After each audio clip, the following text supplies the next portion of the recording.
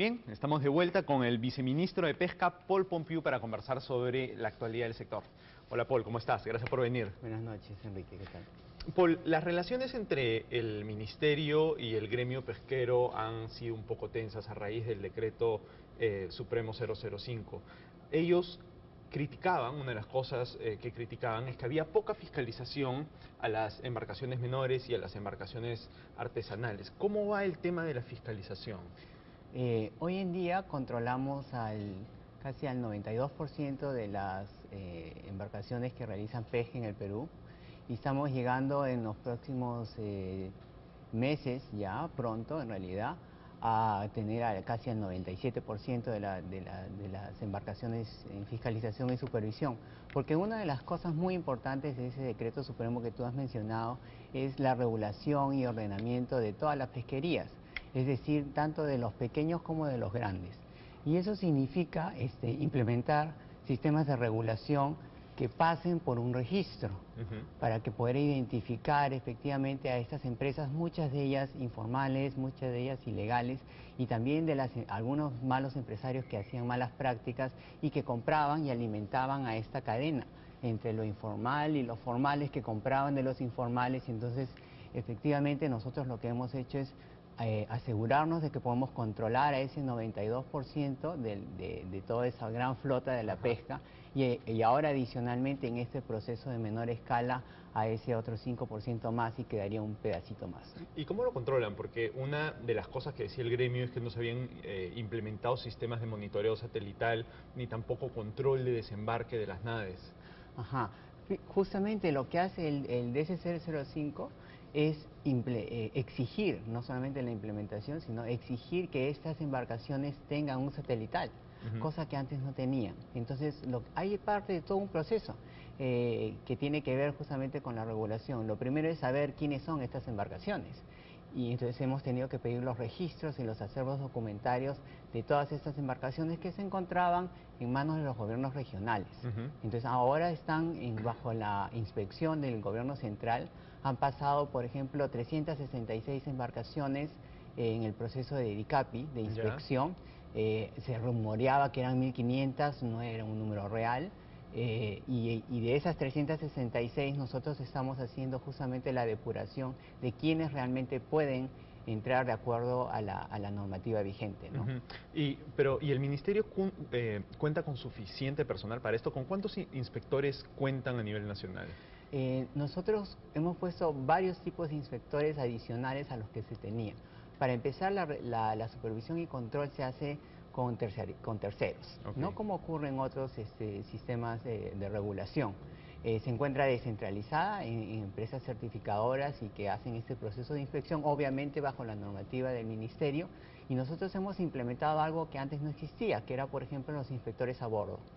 Y también hemos iniciado un procedimiento de nuevos inspectores, a los cuales llegamos más o menos a unos 250 inspectores más, adicionales a los que ya se tenían dentro de la tercerización. Y en el esquema satelital también estamos mejorando el tema de por dónde van las embarcaciones.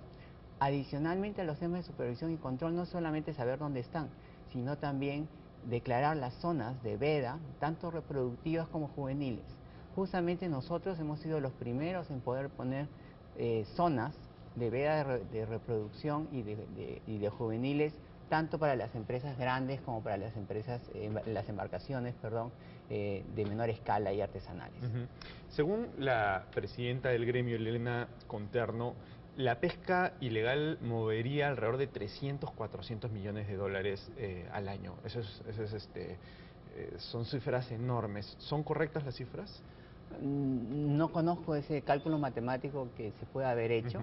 Lo cierto es que lo que tenemos en esta industria es una informalidad. No creo que pueda llegar a esos valores.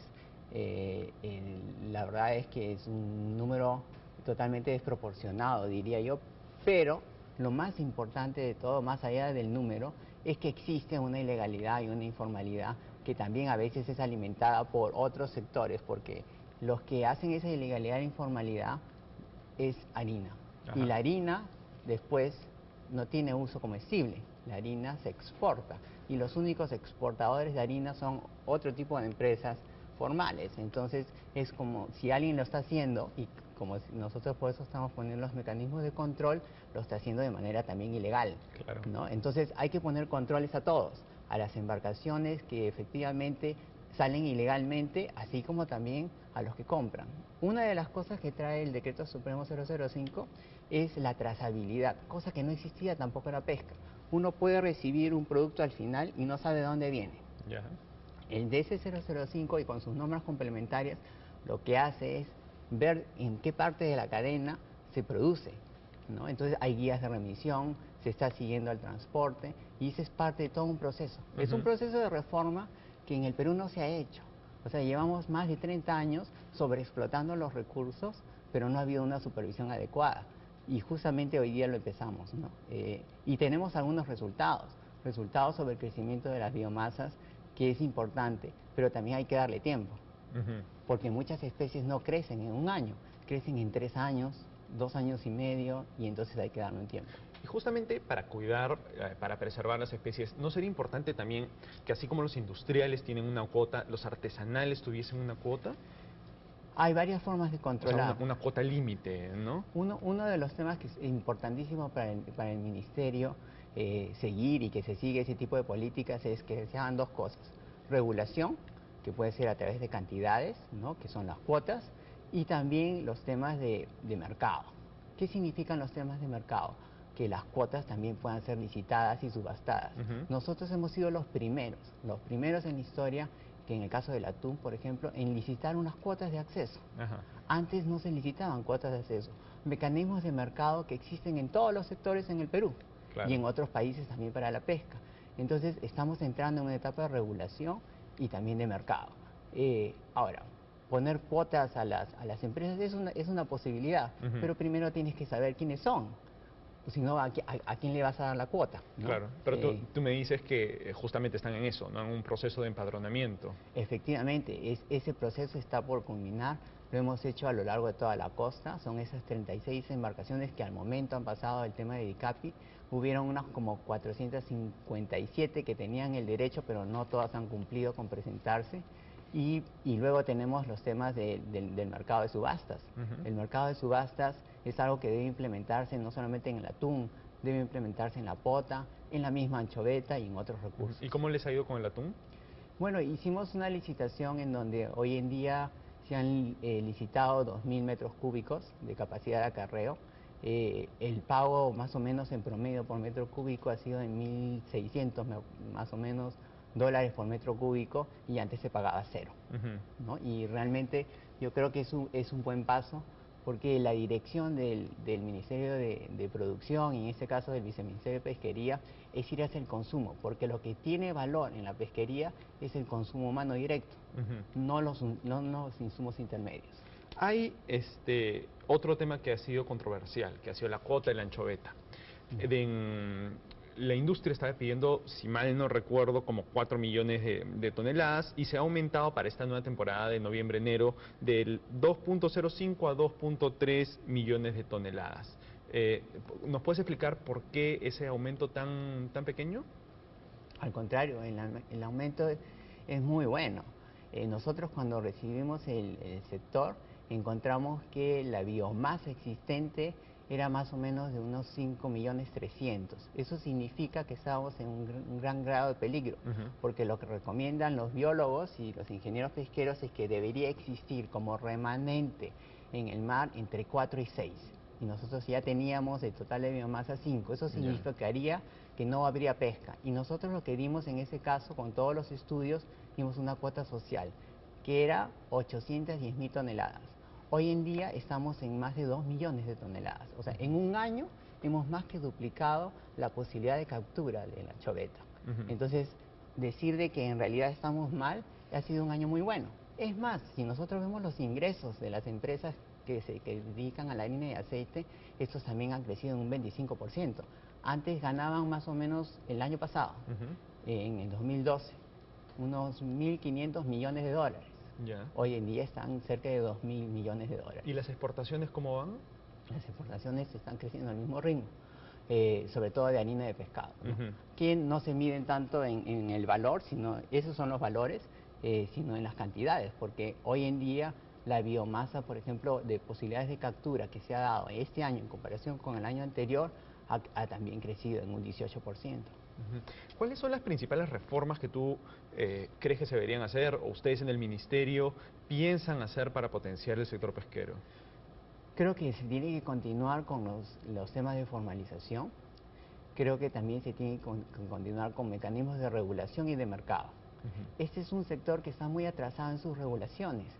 Casi todos los otros sectores productivos y de recursos naturales tienen mucha regulación orientada hacia los mercados, ¿no? Porque nosotros no pensamos que vamos a controlar los precios de los mercados, Claro. de los pescados y de los mariscos, ni nada de eso.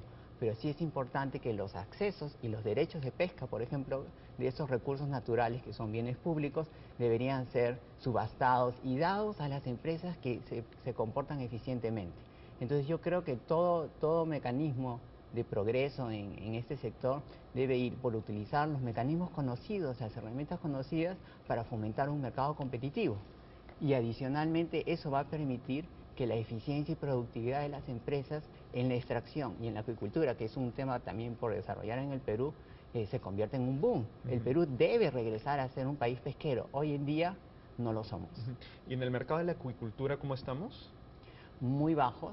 Si nosotros hacemos un estimado más o menos de lo que existe en el Perú como pescado, podemos encontrar que un 75% es anchoveta, por eso es nuestro principal recurso. Todos los otros recursos representan el 20%, el bonito, la cabrilla, el lenguado, el juré, la caballa, digamos todo lo que nos gusta comer. Y luego un 5% que es acuicultura, 5%. Claro. ¿No? Entonces estamos muy por debajo, pero tampoco creemos que todo debe ser acuicultura. Tenemos que mantener ese equilibrio. Sin embargo, a fines de año está justamente por pasar una ley de acuicultura que lo que va a hacer es incentivar ese tema de la acuicultura para algunas especies en particular. ¿Cómo lo va a hacer? A través de un fondo, Ya. ¿no? Que justamente genera la investigación y desarrollo, ¿no? Hoy en día tenemos algunos ejemplos sobre la trucha, pero definitivamente, bueno, ahí están los langostinos, las conchas de abanico, pero tenemos que ver hacia otras especies también. Está el paiche, está la chita, está el lenguado, hay la misma cabrilla que se pueden justamente explotar en temas de acuicultura. Otro tema que ha sonado mucho es el tema de la matanza de los delfines. Yo entiendo que ustedes tienen un plan para tratar de resolver el asunto, me parece que se llama el Plan Tiburón. ¿Nos puedes contar un poco de qué se trata? Sí, en realidad son dos temas distintos, ¿no? Porque el tema del delfín, ella es un delito, está tipificado Claro. como un delito, ¿no? Pero se le Entonces, mata para usarlo como carnada para el tiburón, ¿cierto? no es tan cierto, o sea, y sí y no. Ya. Es un delito para empezar, tenerlo como carnada o venderlo como carne o hostigar simplemente al animal. Hoy día Claro. ya está penado. Quien se encarga de ver esos temas es el Ministerio de Ambiente. Nosotros lo que hemos hecho es cursar en estos casos en particular, identificar de dónde vienen estas embarcaciones, quiénes son, y eso está ya en el Ministerio Público. El Plan Nacional de Tiburón es otra cosa, ¿no? Porque las carnadas usuales para captar al tiburón es la caballa, la pota, eso es lo que llevan los pescadores. Los pescadores no salen a la mar sin carnada. Claro. O sea, nadie sabe, voy a buscar un delfín y de ahí me voy a buscar el tiburón. No, o sea, no es lo usual. La gente va preparada para hacer sus faenas. ¿Qué puede ocurrir? Sí puede ocurrir. ¿Es un delito? Es un delito. ¿Está penado? Está penado. Decomisamos la carne de delfín cuando se encuentra en los mercados, lo hacemos. Son denunciados al Ministerio Público también. En el tema del plan de tiburón, lo que se trata es justamente otra pesquería en la cual se tiene que ordenar. Existen algunas especies que, por ejemplo, hoy día están prohibidas y que no deberían ser capturadas, ¿no?